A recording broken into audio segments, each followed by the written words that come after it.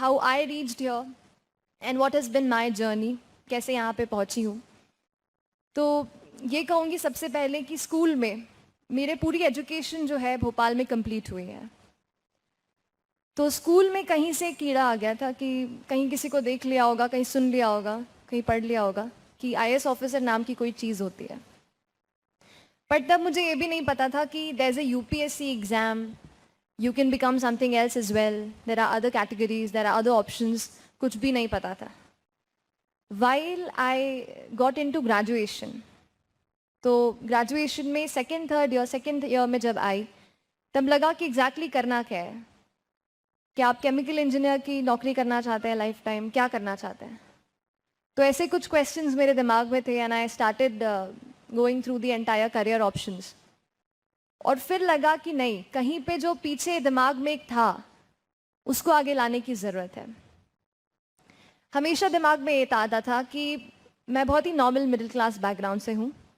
मेरे फैमिली में किसी ने आज तक यूपीएससी का फॉर्म भी नहीं भरा है, एग्ज़ाम भी नहीं दिया है, प्रिपरेशन भी नहीं किया है। तो मेरे लिए बहुत डाउट्स थे, बहुत फियर्स थे।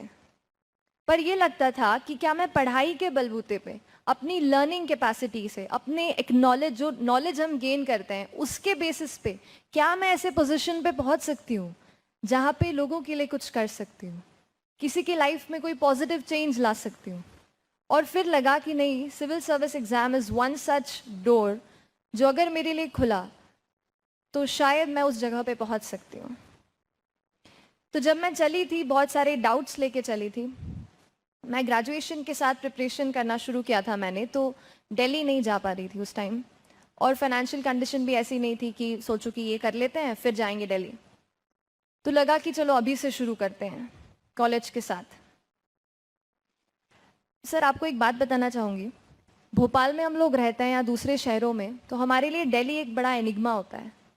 और स्पेशली सिविल सर्विस के वर्ल्ड के लिए ऐसा लगता है कि दिल्ली नहीं जाएंगे तो शायद अपना कुछ नहीं हो पाएगा। तो वैसा मुझे भी लगता था। बट आपको सही बात बताऊं, मैं मॉक इंटरव्यू देने के लिए दिल्ली गई थी। फरवरी 21 को मेरा इंटरव्यू था और जनवरी को मैं मॉक इंटरव्यूज़ देने गई। जब मैं वहाँ स्टेप इन किया, मैंने वो एक एरिया है Karol Bagh and then this old Rajendra Nagar, जो हम सुनते रहते हैं, पढ़ते रहते हैं, वो टेरिफाइंग था मेरे लिए।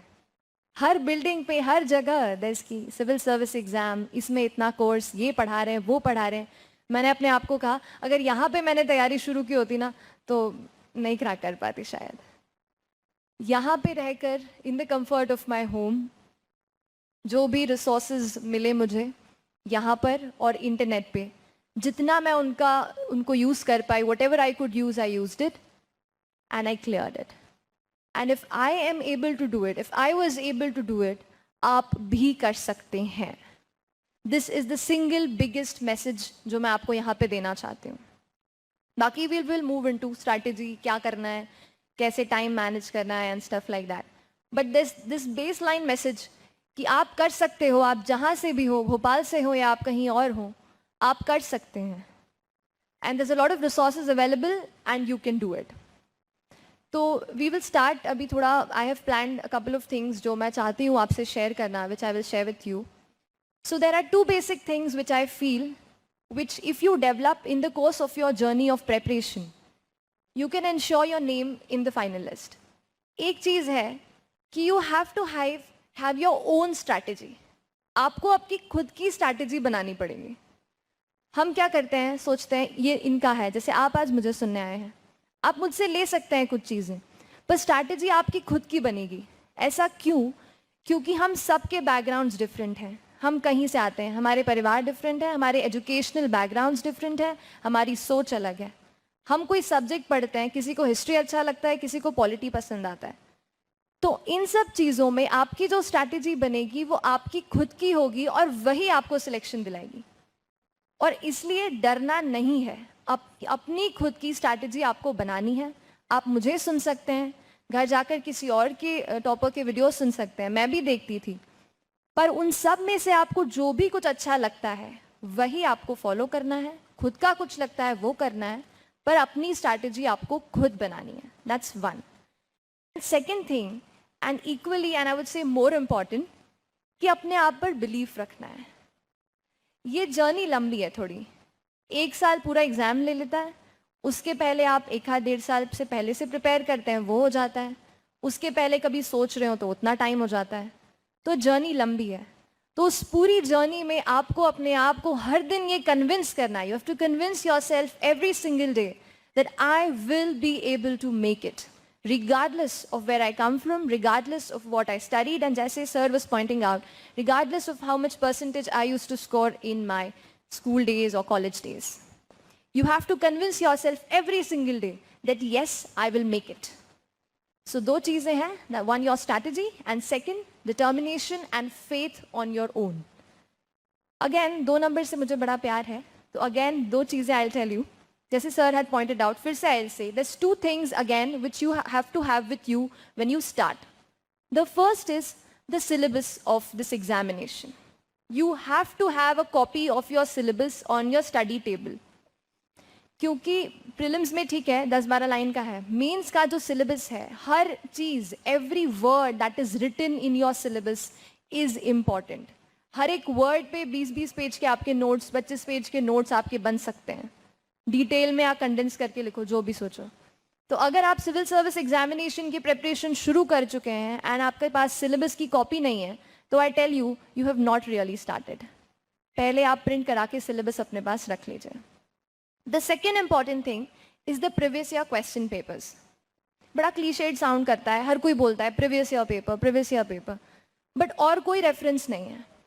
हम जिस एग्जामिनेशन को फेस करने जा रहे हैं वो हमसे क्या एक्सपेक्ट कर रहा है, what they really want us to know, this you will only understand when you go through the papers.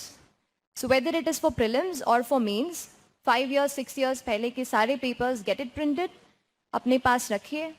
हर दिन हाफ एन आवर या 15 मिनट्स वहाँ पे स्पेंड कीजिए. Go through the papers, go through the questions that they are asking you, and you will come to know exactly कि क्या demand है इस examination की. Now moving on, sir told you about the phases of examination. क्या पड़ाव होते हैं. There is preliminary exam, there is mains, and then there is this personality test. तो when we study the preparation journey of ours, I did not divide it into prelims or mains or essay. I would divide my entire strategy and how I prepared into 2 parts. The first is the study part. What material you read, what you study, किस तरीके से पढ़ते हैं, कैसे learn करते हैं, how you revise. That's first part. And the second part is attempting the paper. How you are approaching the answer writing, how you are attempting the question in your preliminary examination, how many attempts you are making, या कैसे क्या हो रहा है, or the presentation of your answer. This is the second part and this is equally important. कई बार ऐसा होता है किताबें हम सब पढ़ रहे हैं, नोट्स हम सब मटेरियल अच्छा पढ़ रहे हैं, but we are not working on the presentation. और वहाँ पर जब आपको 9 पेपर लिखने हैं 5 दिन में, वहाँ पे it's only about your presentation जो 3 आवर्स में आप लिख पाते हैं. तो उस पर भी आपको इक्वली काम करना है. So first let us talk about the study part. Whatever we have to study, कैसे क्या पढ़ना है. Lot of my preparation was based on the current affairs that we have. मेरे हिसाब से, और मुझे ऐसा लगता था personally, current affairs was the most interesting part of this entire preparation. कोई आप स्टैटिक पार्ट पढ़ेंगे, मान लीजिए आप हिस्ट्री पढ़ रहे हैं, आप ज्योग्राफी पढ़ रहे हैं, वो एक स्टैटिक होता है, उतना है, उतनी किताब है, इतने चैप्टर्स हैं, पढ़ लीजिए. इतना डायनामिज्म नहीं. करंट अफेयर्स ऐसा है, हर दिन कुछ नया हो रहा है, हर दिन कुछ एडिशन हो रहा है. मज़ा आता है ये पढ़ने में कि हाँ, इंडिया इजराइल में कुछ नई चीज़ें हो रही हैं, इजराइल में कुछ अच्छी चीज़ें हैं जो हम ले सकते हैं. इंटरनेशनल रिलेशन पढ़ने में, पॉलिटी का कुछ हुआ वो पढ़ने में. तो newspapers which is the base source for your current affairs, वो आपको बहुत कुछ सिखा देगा अबाउट द एंटायर प्रेपरेशन. मैंने न्यूज़पेपर से काफ़ी कुछ सीखा. I use to make my own notes out of the newspaper.